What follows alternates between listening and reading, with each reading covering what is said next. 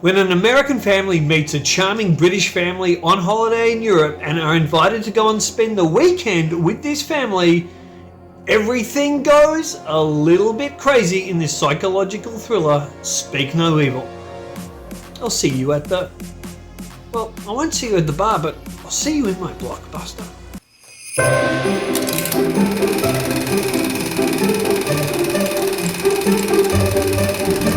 We should double our efforts.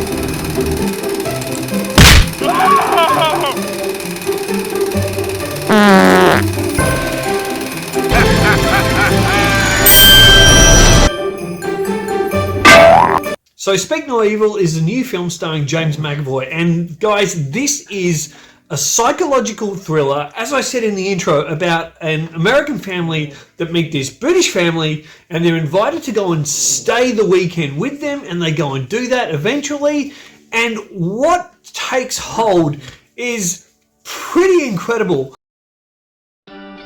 This is my husband, Ben. Patrick Feld, this is my wife, Kira. This is Agnes. Has some trouble communicating. He can be a bit insecure. Nice Vespa. Yeah, isn't she? You should try. Can we? I won't call the fun police if you don't.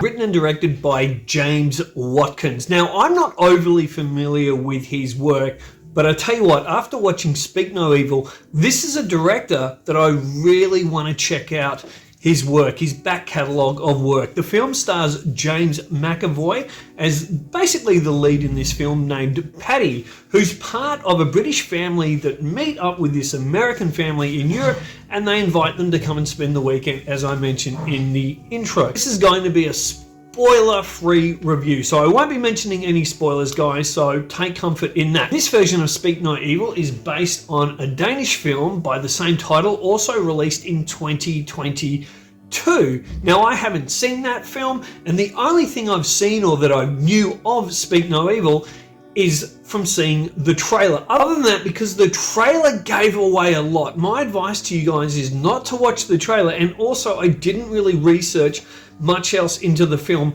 though I did watch 2 film reviews because I wanted to get the take of other film reviewers on this film before I went and saw it myself. Now, the funny thing is, one reviewer, who I won't name, really praised the film and said it was fantastic. The other reviewer, who I find that his reviews are getting a little bit lazy over the last couple of years,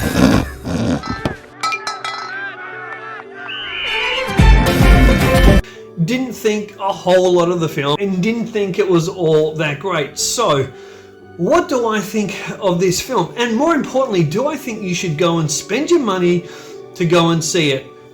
Absolutely I do. Straight off the bat, I'm not going to make you guys wait to the end of the review to give my opinion on it.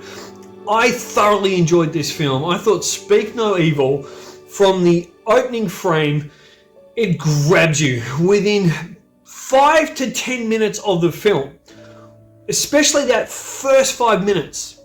As soon as James McAvoy comes into this film, you're glued to the screen. You're glued to James McAvoy's performance.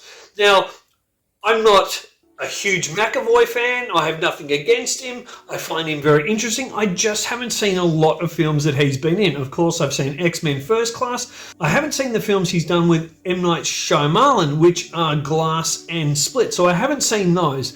But I have seen X-Men First Class, and I have seen The Last King of Scotland, which I thought he was really good in it. I want you to tell me what to do.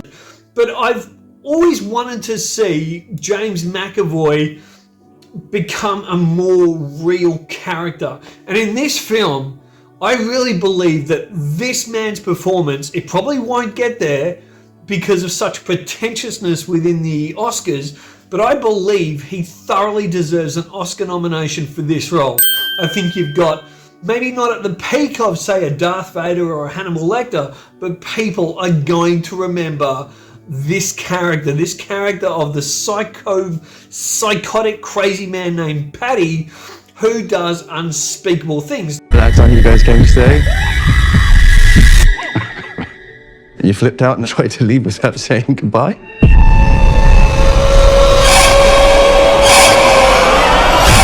Now, as I said, I'm not going to get into spoilers, so I can't really tell you what he does. There's so much I would love to say. But what I can tell you is what we do learn later The director gets us there in such a way that everything is just built up. And we know that this guy is not exactly who he's pretending to be. So we know there's issues. And there's not just issues with him, but there's issues also with his wife.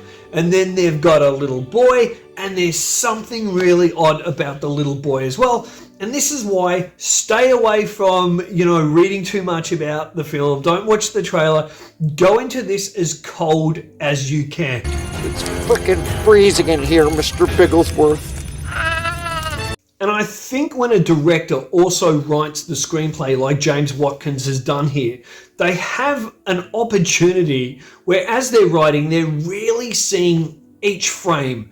They're seeing how they're going to frame it, whether it's going to be a push-in, a pan, a close-up. Is it night? Is it day?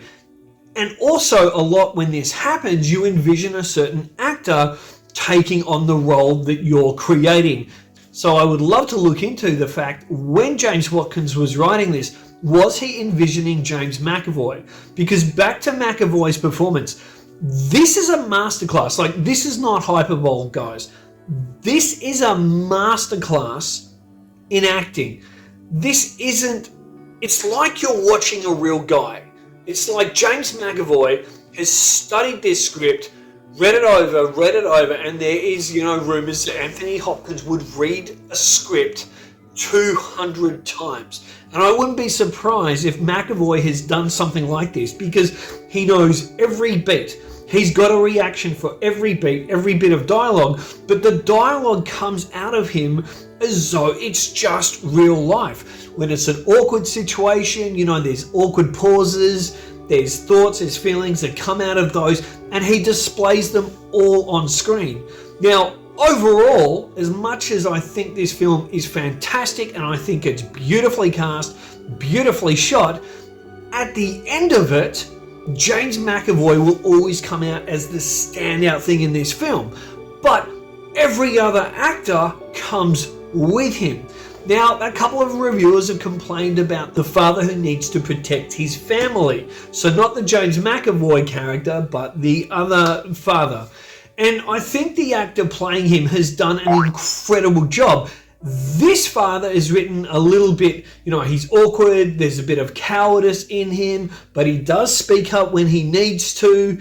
There seems to be issues between he and his wife that, again, lead into slight spoilers that I don't want to get into here, but they're clearly trying to work on their relationship, so he's not sure in himself. So when other reviewers are saying, oh, the father annoyed me, he's such a coward in this situation, I would do this differently, that's the power in the writing of James Watkins, where he's got you looking at James McAvoy as this strong, brute, confident character, and then he's got this other character, the other father, who is a bit weak, who's probably had one too many soy lattes. You're tripping in estrogen like an absolute soy boy. And in this day and age where there's so much political correctness, where men almost feel they can't be men, there are fathers like this who, look, excuse the French here, but they're limp dicks. Limp as a bunk. Who probably drink too many soy lattes, who are just a little soft. Of course I want a latte. I love the way you make them! But with certain situations, and the harder, the crazier things get in this film, especially when certain reveals happen, you see a strength come out of him. Now, the mother in the film, on the good side of the family, so part of the family unit, she is written brilliantly, but she's not, crazy. Suddenly she turns into a gun expert or a knife expert. She's written and acted in such a way where you could see realistically in real life if a mother was put in this situation where her and her family are horrifically threatened, that she would believably act and do the things she does. And that's what I love and respect about this screenplay, this film, and the performances, because nothing gets crazy nuts. They don't, the mother doesn't suddenly turn into Sarah Connor or Ellen Ripley. And as we know from those films, that those characters built up and, they were kind of mild and meek and built up and they became what they were. And so obviously within, say, under 2 hours of this film, we see this mother realistically built up. And this is a credit to the script, the direction, but also to the actress playing this role. So all of the actors are incredible. The child actors are incredible. And the music score, the editing, everything is on here for this to be an entertaining film. Now, is it The Empire Strikes Back? Is it The Shawshank Redemption? No, they're different genre films. But for this genre, this is a near flawless film. It's a perfect film pretty much because everything within it, from, like I said, the direction, the editing, the writing, the performances, is perfectly together. It may not be the genre you love, but I guarantee you for an hour and a half in the cinema, you're going to be very entertained, you're going to be gripped to your seat, and I think you're really going to enjoy this film. So that is why I highly recommend Speak No Evil, and I'm giving this a very well-deserved 6 on the beach. Guys, if you've liked this video, please like, drop a comment, and subscribe to the channel. Share it around because obviously I'm trying to build up the subscription base here to the channel, and I love talking about films to you guys. So please drop a like, subscribe, and all that good stuff. And until next time, keep getting drunk on films.